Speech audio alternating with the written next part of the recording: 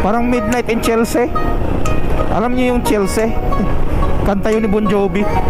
Midnight in Chelsea. Good evening guys. Ayan. So bago ang microphone natin ano. Ayan, itetesting ko lang kung maganda ang audio quality. Nabili natin siya sa Shopee. Kasi yung old mic ko naputol. Gawa nung may tama na yung wire niya. Nung nilagyan ko ng foam para sa wind noise, napasala yung ikot ko. Ayun, natuluyang naputol. So umorder ako sa Shopee ng bagong mic, lapel kumbaga, lapel para dito sa ating GoPro. So ngayon itetesting ko yung audio quality niya kung sulit ba sa halagang 157 kasama na yung shipping fee doon guys. Wow! Palapel na yun. So ayan, tetesting natin ano kung talagang quality para mai-post natin doon sa seller. Maganda rin yung seller na nabilang ko kasi responsive siya. Ayan. Tatambay tayo ngayon sa Lipa, doon sa may Shell Ayala beside Medical Center. May mga tambayan doon guys na pwedeng magkape. Ayan.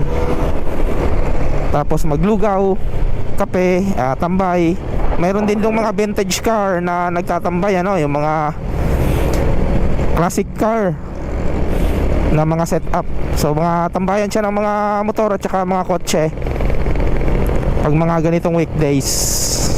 Ayan, so tatambay lang tayo doon. Sabay testing na rin dito sa ating microphone na bagong bili kung maganda ba talaga. So sheesh, maganda kasi magtambay doon guys ng gabi. Kasi pag araw nga naman ay mainit. So pag tuwing gabi may mga nagtatambay doon.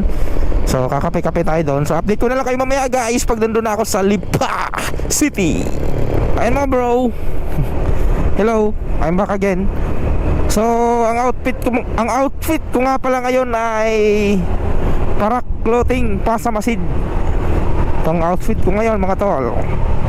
So mayroon nga pala ngayong bagong labas na mga gadgets ano, kagaya ng vlogging camera tsaka cellphone ano, ngayong taon na ito at ngayong month na ito lumabas na ang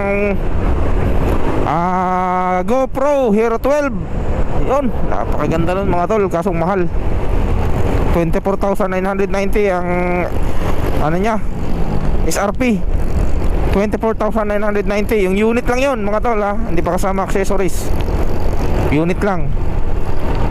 Tapos lumabas na rin mga tol, nag-launch na rin ang Apple ng iPhone 15. Yun, yun nga no.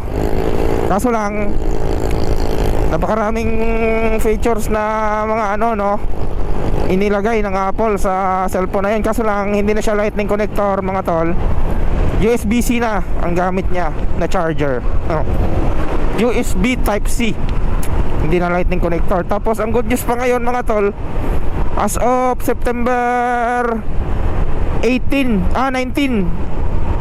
ng madaling araw ano, alauna, nirelease na ng Apple ang iOS 17 dito sa Pilipinas. iOS 17 as of September 19 ng madaling araw, alauna, sakto nirelease na iOS 17. So dinownload ko na agad mga tol. Napaka-smooth ng ano na yun sa aking iPhone 11. Napaka-smooth ng software na yun. Napakarami niyang features. Ayan, na bago no. Tapos kaganda lang sa iOS 17 mga tol kasi nasako pa niya ang iPhone 11 ano. Ang iPhone 11 na nga pala ay kayang mag-upgrade ng iOS hanggang iOS 18 na lang pagkakaalam ko. Hindi ko lang sure ha, pero hanggang iOS 18. So pagdating ng iOS 18 hindi na siya pwedeng mag-upgrade ng iOS 19. So doon na yun sa mga iPhone 12 pataas na pwedeng mag-upgrade nun. So ayos na rin mga tol, stop upgrading na siya no. Ayos na rin para sa iPhone 11, solid na rin. Tsaka maganda din naman pang vlog ang iPhone 11. Maraming specs, smooth Mabilis, hindi naghahang mga tol. Yung iba kasi mga tol, yung mga ibang iPhone users, natatakot silang i-upgrade yung kanilang cellphone sa iOS na bago kasi mayroon kasing ibang iPhone mga tol na pag in-upgrade mo ng bagong iOS software, nagloloko na no. Ewan ko lang, hindi ko pa naman na-encounter yon. Ewan ko lang sa iba kasi yun ang ano nila, naghahang, napapasukan ng bugs. Ayan, pag na-upgrade ng iOS, kaya yung iba nagda-downgrade sila.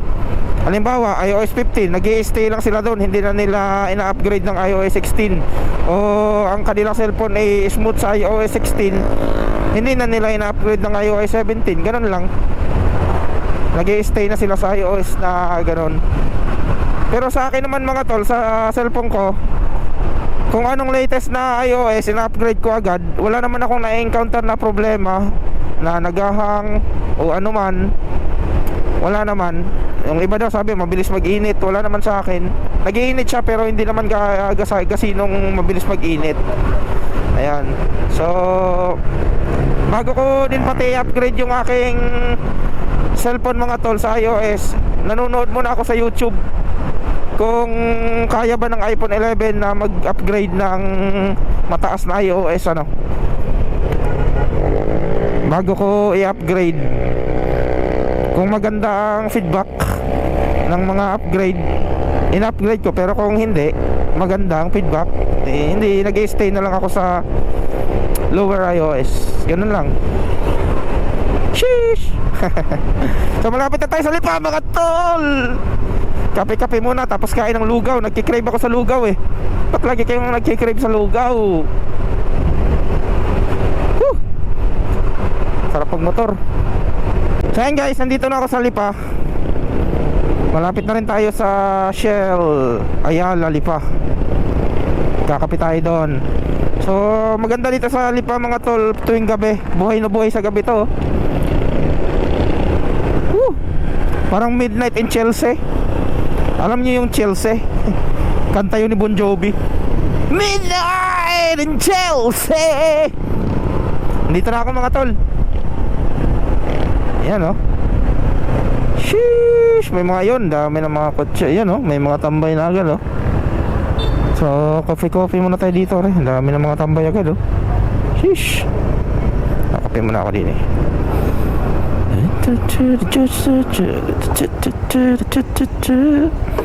Kape muna. Parang wala pang kape.